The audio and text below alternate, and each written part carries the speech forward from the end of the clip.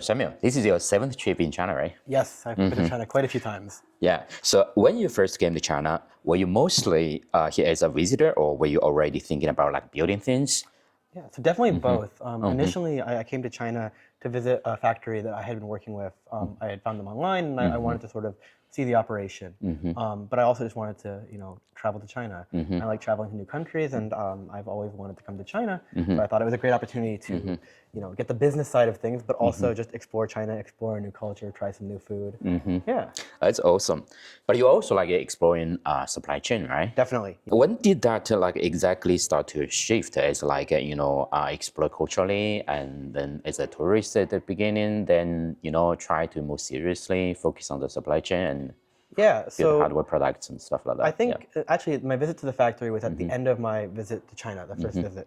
And once I sort of saw the factory, saw how something is made in China and actually like a product is built, it really sort of like lit a spark of like, oh, like this is really cool. Like I can, people, you can just go to a factory, you can just see how something is made. Yeah. You can talk to them, you can make changes, and you can design with them.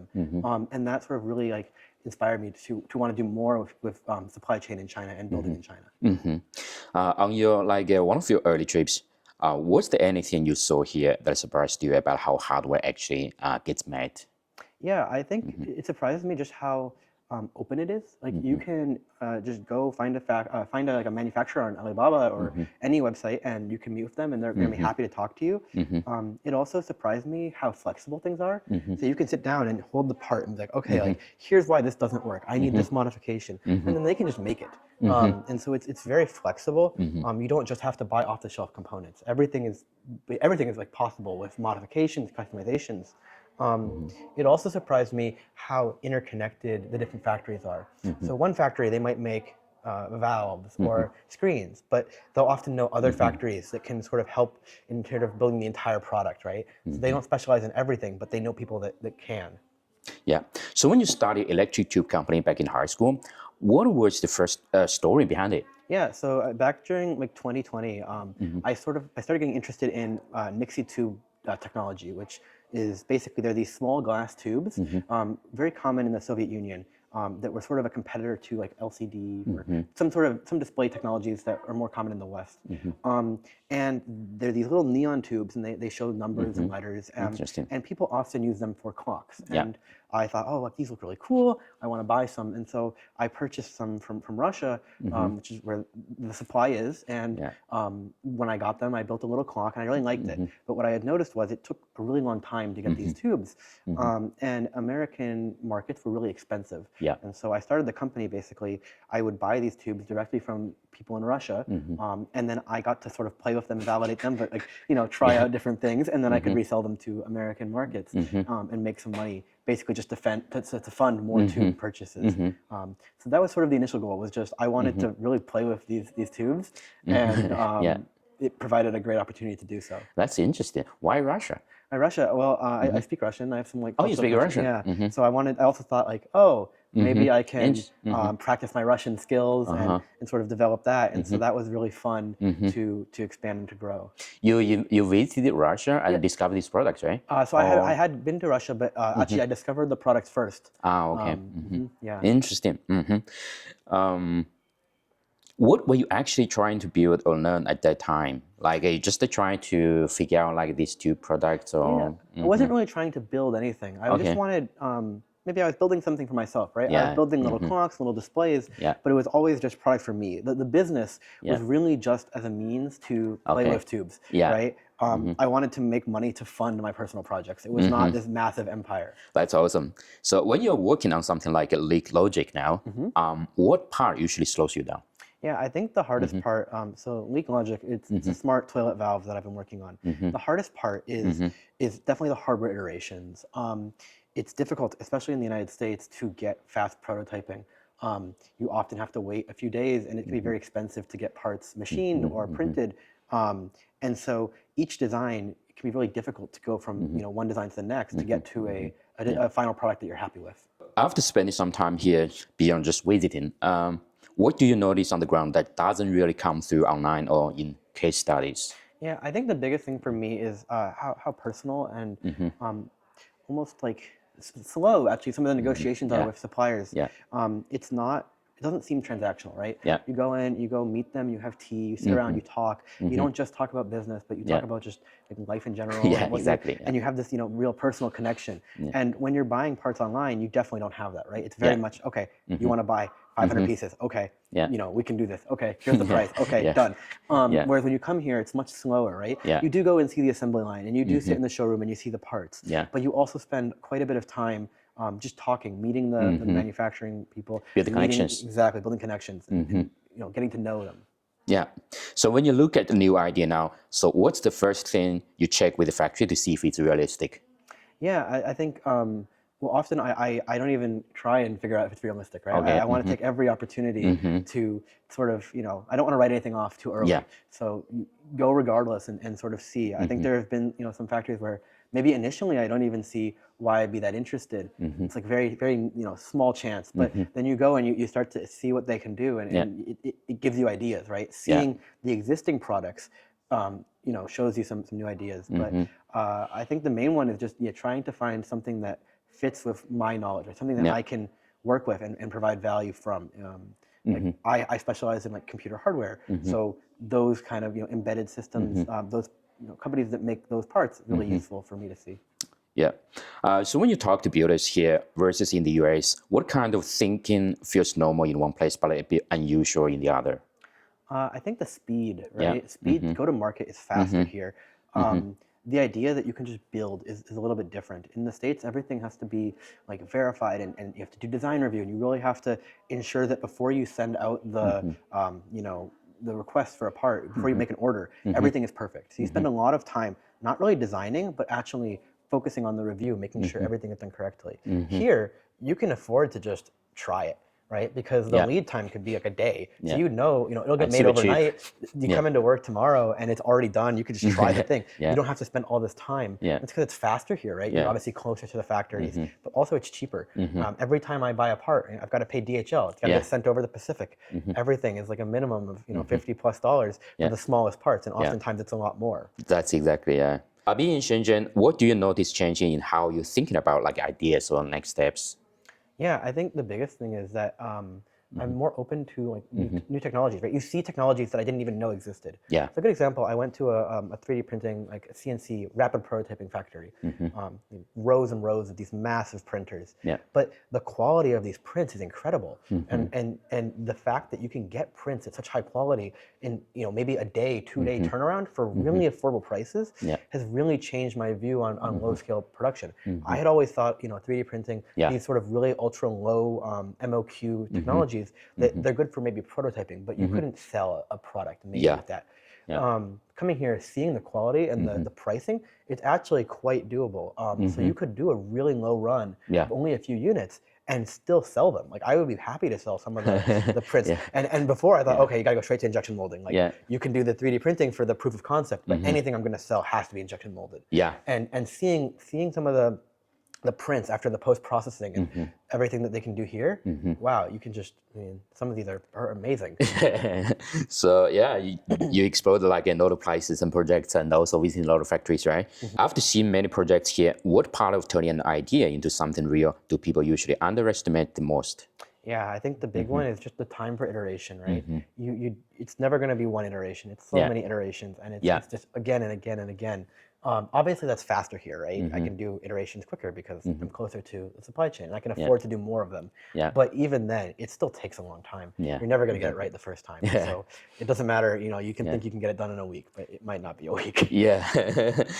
But you can afford to do all these experiments here because everything is cheap and you can experiment fast a lot more. Yeah. And that's a really big benefit of being in somewhere like Shenzhen, right? You can afford to experiment more, and so you can take more risks too.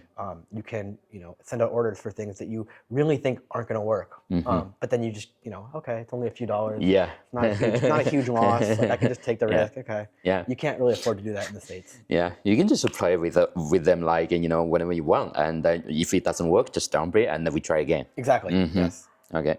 So with so many possibilities around you here, How do you keep yourself from chasing too many ideas at once? I'm kind of bad at that actually. Uh-huh. I have a lot of ideas, and being here, you see a lot of technologies which only create new ideas, and it's hard not to run after the next best thing, and there's always a new next best thing. Yeah. Um, I mean, I have a few projects, right, like Leak Logic that I'm really focused on. And so the majority of my time is sort of spent on these specific things. Like I set goals, like, okay, I'm going to try and get to this point by this date. Yeah. And that does help. But yeah, I keep writing down like new ideas because you're just surrounded by new technologies. Yeah. And technologies that you don't often see in the West, like cutting edge, You mentioned that local program support and the supply chain here make it easier to work on projects you care about. What does the support change for you in practice? Yeah, I mean, one of the cool things here is there's a lot of talent, right? So obviously Shenzhen and Dongguan and China in general, very good at manufacturing. But there's also a lot of engineering talent. And so you can ask a factory or a supplier, I've got this problem, like, can you help me solve this? Yeah. And they can help you solve it, and they will help you solve it, right? Because they want you to solve the problem, so you buy the part. So leveraging that, right, these connections that you make that then can help you actually help in the R&D and the design process is really useful. You're not necessarily working alone, but you can rely on some of these connections to help you when you get stuck. So when I say like the local program support, because you mentioned like you get support from this intern program from Inox. Inox, yes. Yeah. So will that like help you a lot, especially for the early explorations and Yeah, Inox is a fascinating organization here, but being able to be a part of it, right? You get to be in a space with a lot of builders, a lot of really talented Chinese engineers, and then again, when I get stuck, you can just like ask someone across the room, like, "Hey, how would you work on this?" And people are very open, right? I think a lot of people think that maybe people are going to be very secretive. And like, but that's not the case at all in my experience. People are incredibly open and willing to help. And so you can lean on some of the other engineering skills, especially in fields where maybe I'm not as strong. That's awesome. Maybe some of the audiences they don't really understand or know like what Inox is. Can you like briefly introduce a little bit? Inox? So Inox is like a startup accelerator academy in Shenzhen, and so they sort of incubate these hardware startups, and it's a really big program. Actually, it's expanded. It's quite new, I think, in the last few years. But they sort of help these founders and startup teams really build a product, right? They invest in them, they walk them through the process, and they do incubate them into big companies. So it's like an incubator, Exactly. basically. Yes. That's really awesome. Being able to prototype faster and at a much lower cost here, how does that change how willing you are to experiment compared to building only in the US? Yeah, makes you much more willing to experiment, right? I mean, if you always have to look at like what's my maximum loss. Like if doing this all fails, like what did I lose? Yeah. And it's lower here, right? And so the lower that number is, the more you can experiment, right? In the US, maybe I can try one thing, and here I could try 5, and I spent the same in both scenarios. So of course I'm going to do more here. Yeah, that's fair enough. At the end of the day in Shenzhen, what usually stays in your head the longest? Yeah, I think the thing here would just be the speed, right? It's the ability to send a message to someone on WeChat and be like, okay, I need this part. And then, in minutes later, they're like, okay, we found a factory, like we can go, we can make it, and they can have the part for you tomorrow, right? That's incredible. It doesn't exist in the States. Was there like a conversational moment here that quietly changed how you think? Yeah, I think the biggest, right, is just seeing the ability to customize, right? The ability that you can build, like you can dream something, you can design it, and then you can actually build it, right? And you can build it at scale. These factories exist to manufacture and to help you, right? They want to build, and so even if you're really, I'm a very small company, right? Like just me, but like there are factories here that would be happy to build for you and be happy to grow with you. You don't have to be a massive Fortune 500 company to manufacture in China, not at all. So what do you think like first-time visitors usually misunderstand about building hardware in China? Yeah, that's an interesting question. I think the biggest one is I think people overlook the personal connection, right? It really matters to know your suppliers, to know them and get to actually like understand them, right? And treat them as friends and equals. If you do that, you create this bond, right? Then they're going to help you because you help each other, right? You can grow together, mutual success. So your success does not hurt them. You help each other. So they want to see you succeed, and you're going to cause them to succeed. So really, if you can get them to be invested in you and explain what you're doing, I think that's very valuable. And I think if you view it as a very transactional Yeah. environment, you might miss that. But if you Yeah. view it like on a person-to-person level, you can better understand and better develop those connections. Exactly. So that's why you want to like do more in person, like visiting and Exactly, yeah, right? yeah, I mean, in person is hard. yeah, Okay, it's very easy to send a message, or yeah, a little bit harder, you could get on the phone. yeah, But to exactly. come Yeah. to China, it requires it's not cheap, right? You got to get a flight, you got Yeah, to yeah, come here. It yeah, takes time, yeah, right? But it also shows that you're serious. It yeah, shows that you care. yeah, And I think when the factories see that, their level of respect for you increases. Again, they exactly. see you as a person and Yeah, not just a person on a screen. Like yeah, yeah, when you're yeah, hidden behind the yeah. screen, it's hard to feel emotion. It's hard to have that That's true. care. That's When true. you come here in person and Yeah, you sit down and you have tea and you yeah, talk about life, yeah, you actually get to know them. And then as a result, you're going to get more favorable terms. They're going to want to help you. yeah, And I think if you just do this through the internet, right, people love online meetings. Oh, it's so yeah, efficient. yeah, Sure, it's efficient, yeah, but the outcome is so different yeah. because it's hard to travel, right? And that's the benefit. If you don't do that, maybe you're not as interested. Maybe you're Yeah. not going to go the extra mile. So That's true. That's indeed, and also the business culture is different. yes. When you build the bonds in person, people get to know you more. Yes. So everything is like a more possible. Yeah. 100%. Is there anything you expected to have clarity on, but now that's still unclear? Oh, so many things are unclear. I don't know if I can even list them. Yeah, I Yeah. mean, it's just I'm just scratching the surface of everything China has to offer. Yeah. Yeah, I mean, I don't even know where to begin, right? I don't know what I don't know. I feel like every day I learn something. Every day I meet someone, Everything right? something And new, it just huh? completely changes. There's so much, right? So many people, so many businesses, so many factories. Right? You can go to Dongguan and it's just building after building after building. And so, yeah, I mean, I don't even know how to answer that. I don't even know what I don't know. If you want to give some suggestions to like entrepreneurs overseas, what would you say to them? Yeah, I think the main one is start building it. And if you can, I mean, come and see this for yourself, right? Yeah. You don't have to have a product in mind. It helps if you have an idea, but you don't have to have the super solidified idea, right? Just the beginnings, the early beginnings Yeah. of it. And come out here and see what's possible, right? It really does change your view. And I think if you're like me, right, when you see the production, it'll spark something. It's like, wow. Yeah. This is cool, right? And that drive is really helpful because building a product is not easy. It takes a lot of time. Yeah. Even here, it's slow. Yeah. Hardware is hard, right? Yeah. Like software, you can spin up a prototype in a week. Yeah. You just can't do that with hardware. Yeah. But I think that it's very rewarding if you're willing to put in the effort. Well said. Thank you for your time today, Thank you. Samuel.